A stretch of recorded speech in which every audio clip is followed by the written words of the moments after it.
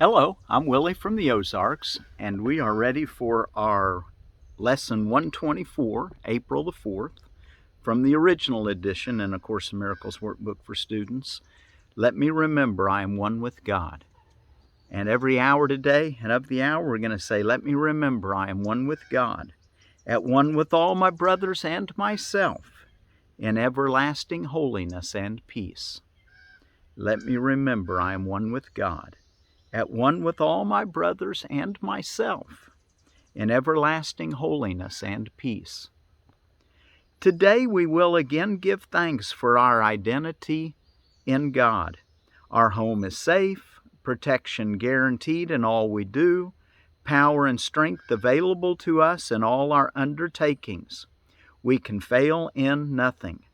Everything we touch takes on a shining light which blesses and which heals. At one with God and with the universe, we go our way rejoicing with the thought that God Himself goes everywhere with us. God Himself goes everywhere with us. How holy are our minds! And everything we see reflects the holiness within the mind at one with God and with itself. How easily do errors disappear, and death give place to everlasting life. Our shining footprints point the way to truth, for God is our companion as we walk the world a little while, and those who come to follow us will recognize the way because the light we carry stays behind, yet still remains with us as we walk on.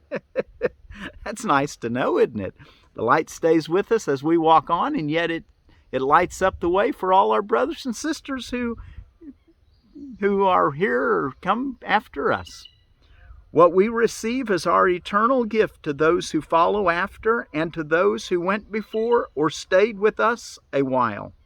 And God, who loves us with the equal love in which we were created, smiles on us and offers us the happiness we gave. Today we will not doubt His love for us nor question His protection and His care. No meaningless anxieties can come between our faith and our awareness of His presence. We are one with Him today in recognition and remembrance. We feel Him in our hearts, our minds contain His thoughts, our eyes behold His loveliness in all we look upon. Today we see only the loving and the lovable. We see it in appearances of pain, and pain gives way to peace. We see it in the frantic and the sad and the distressed, the lonely and afraid. We are restored to the tranquility and peace of mind in which they were created. And we see it in the dying and the dead as well, restoring them to life. And this we see because we saw it first within ourselves. That's the miracle, when you see death and it's changed to life, or when you see loneliness and fear and you turn it into tranquility and peace. That's the reason we want to learn to ask for help and sit in quiet. And in that quiet space, God's voice we can hear. Paragraph 6. No miracle can ever be denied to those who know that they are one with God. No thought of theirs but has the power to heal all forms of suffering in anyone, in times gone by and times as yet to come, as easily as in the ones who walk beside them now. Their thoughts are timeless, and apart from distance as apart from time. We join in this awareness as we say that we are one with God. For in these words we say as well that we are saved and healed, that we can save and heal accordingly. We have accepted, and we now would give, for we would keep the gifts our Father gave. Today we would experience ourselves as one with Him, so that the world may share our recognition of reality. In our experience, the world is freed. As we deny our separation from our Father, it is healed along with us. Let's read that again. In our experience, the world is freed. as we deny our separation from our Father. It is healed along with us. There's a good use for denial, to deny the separation of your Father from you. Peace be to you today. Secure your peace by practicing awareness. You are one with your Creator, not separate, one. Peace be to you today. Secure your peace by practicing awareness. You are one with your Creator, as He is with you. Sometime today, whenever it seems best, devote a half an hour to the thought that you are one with God. So we're going to have a longer period of quiet today. So anytime it works best. For me, it works best first thing in the morning. But you may not have that much time in the morning. And so whenever it works best for you, be sure to take 30 minutes of quiet. This is our first attempt at an extended period for which we give no rules nor special words to guide your meditation. We will trust God's voice to speak as He sees fit today, certain that He will not fail. Abide with Him this half an hour. He will do the rest. Isn't that nice to know? Just go in there and, you can start off by saying, let me remember I am one with God, at one with all my brothers and myself, in everlasting holiness and peace. Your benefit will not be less if you believe that nothing happens.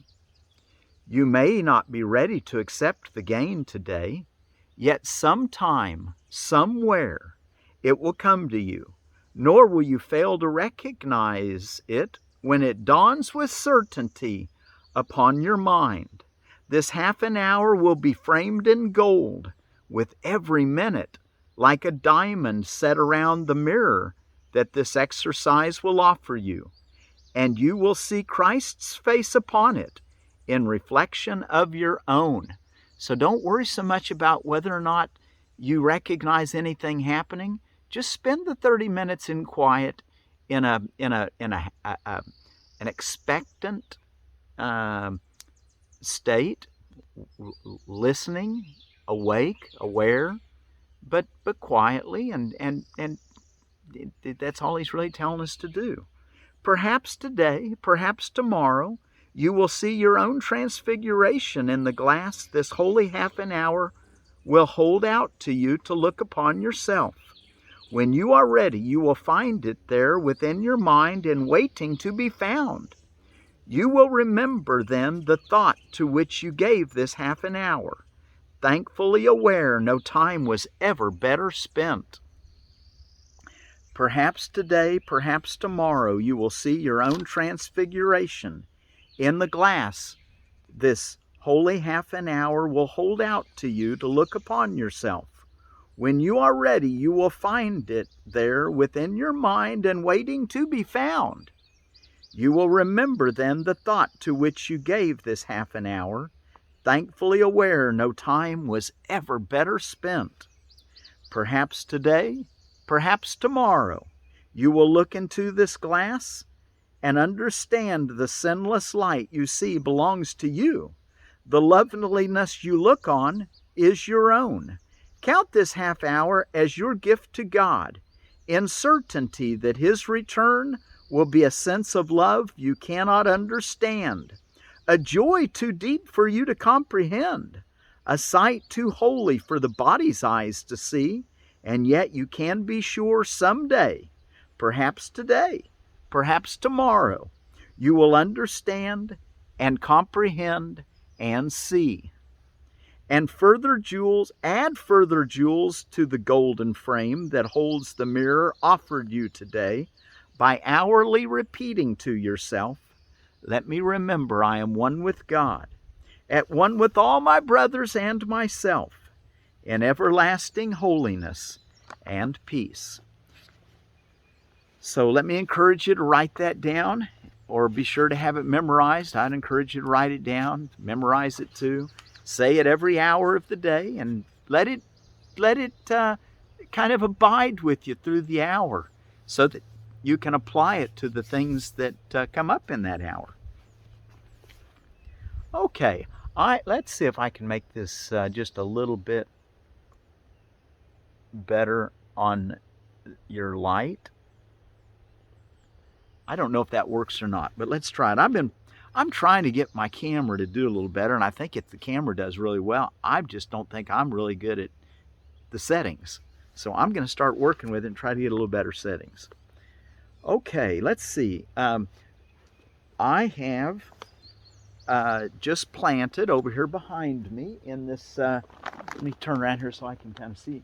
In this part of my garden back here, oh, it's probably 15 feet. About each 5 or 6 feet, I planted 5 rows. First, I planted Premier Kale, which I want to tell you a little bit about Premier Kale. Then I planted 5 little 6-foot rows of New Zealand spinach. And then I planted 5 rows of dark Detroit red beets. So what I do when I plant these, just wanted to kind of explain that to you. I put an inch or 2 of compost. You can see my compost pile back over behind there. And I'll put up, I probably put maybe four wheelbarrow loads on there in that 15, it may be 20 feet actually. It probably is more like 20 feet. And there's probably 6-7 foot each 5 rows. And then I go on top of that with about the same amount of mulch over the top of it. And then I pull the rows back and leave the mulch off of it and plant down in the dirt. Don't have to really work the soil because this garden bed is it's what I plant every year, and so it doesn't really, you don't have to work it. I just add a little compost and mulch every year. Okay, and you kind of don't want to mix your mulch in too bad because it will rob the soil of nitrogen, which your plants need. But it's nice if it's on top because it keeps the weeds down and holds some moisture in. And of the Premier Kale, I found this on the Burpee website, which I didn't write that down. I like to give credit where I find this stuff. It says it's a high-yielding medium green foliage with leaves up to 12 inches long. It's a 55 to 65 day to maturity plant. It needs full sun, 12 to 15 inch spread, and height 12 to 15 inches. Be sure to plant it where you didn't plant brassicas the year before. Do your due diligence in crop rotation to keep the bugs that tend to work on the brassicas will kind of harbor in the soil and come back next year. So kind of rotate them around so they don't get a foothold on your plants. All right, and we're going to go read in chapter 18 of our text, and we are ready for chapter 18 is the dream and the reality, and we're ready for section 3, the basis of the dream. Does not a world that seems quite real arise in dreams? Yet think what this world is. It is clearly not the world you saw before you slept. Rather, it is a distortion of the world planned solely around what you would have preferred. Here you are free to make over whatever seemed to attack you and change it into a tribute to your ego, which was outraged by the attack. This would not be your wish unless you saw yourself as one with the ego, which always looks upon itself and therefore on you as under attack and highly vulnerable to it. So remember, that's exactly the opposite of our lesson today, which is today, instead of being one with the ego, we're reminding ourselves, let me remember I am one with God, at one with all my brothers and myself, in everlasting holiness and peace. Paragraph 2. Dreams are chaotic because they are governed by your conflicting wishes, and therefore they have no concern with what is true. They are the best example you could have of how perception can be utilized to substitute illusions for truth. Okay, so dreams are the best example we have. Best example you could have of how perception can be utilized to substitute illusions for truth. You do not take them seriously on awaking because the fact that reality is so outrageously violated in them becomes apparent. Yet they are a way of looking at the world and changing it to suit the ego better. They provide striking examples both of the ego's inability to tolerate reality and your willingness to change reality on its behalf. Paragraph 16, you do not find the differences between what you see in sleep and on awaking disturbing. You recognize that what you see on waking is blotted out in dreams. Yet on awakening, you do not expect it to be gone. In dreams, you arrange everything. In dreams, you arrange everything. People become what you would have them be, and what they do, you order. No limit on substitution is laid upon you. For a time, it seems as if the world were given you to make it what you will. You do not realize that you are attacking it, trying to triumph over it and make it serve you. 17. Dreams are perceptual temper tantrums in which you literally scream, "I want it thus." And thus it seems to be. And yet the dream cannot escape its origin. Anger and fear pervade it, and in an instant the illusion of satisfaction is invaded by the illusion of terror. For the dream of your ability to control reality by substituting a world which you prefer is terrifying. For the dream of your ability to control reality by substituting a world which you prefer is terrifying. Your attempts to blot out reality are very fearful, but this you are not willing to accept. And so you substitute the fantasy that reality is fearful, not what you would do to it, and thus is guilt made real. Wow. So in our dreams, we get to make it however we want. And what he's saying is that that's the best example we have for the waking dream. I'm going to call it that. He didn't call it that. But when you're awake and you still have those perceptual temper tantrums and try to control reality, and you see in it what is not there. And he's trying to tell us that that's not something we want to do, and we only do that because we're having these perceptual temper tantrums because we didn't get what we wanted. And we want to start learning that we always get what we really want, and that's why we want to learn to abide in the quiet, in the peacefulness of the soul, where we're one with everything that we ever want always. Okay? Paragraph 18. Last paragraph I think we'll read today. Dreams show you that you have the power to make a world as you would have it be, and that because you want it, you see it. And while you see it, you do not doubt that it is real. Yet here is a world clearly within your mind that seems to be outside. You do not respond to it as though you made it, nor do you realize that the emotions which the dream produces must come from you. It is the figures in the dream and what they do that seem to make the dream. You do not realize that you are making them act out for you. For if you did, the guilt would not be theirs and the illusion of satisfaction would be gone. Let's read that again. You do not realize that you are making them act out for you.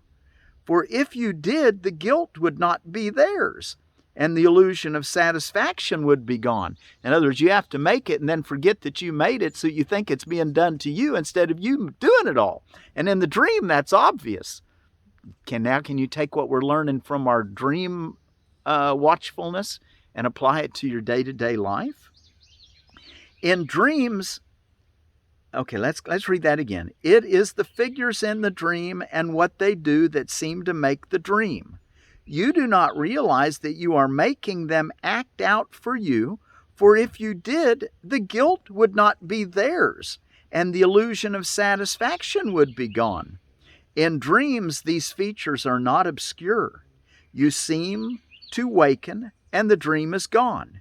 Yet what you fail to recognize is that what caused the dream has not gone with it. Okay, that perceptual temper tantrum, that's what we want to let be gone from. And maybe some other things. You dig a little deeper and see just exactly what are we holding on to in our waking state that we don't need to, that we want to wake from. And of course, our lesson today will help us do that very thing. So thank you for joining me. And until tomorrow, tell yourself often, let me remember I am one with God, at one with all my brothers and myself, in everlasting holiness and peace.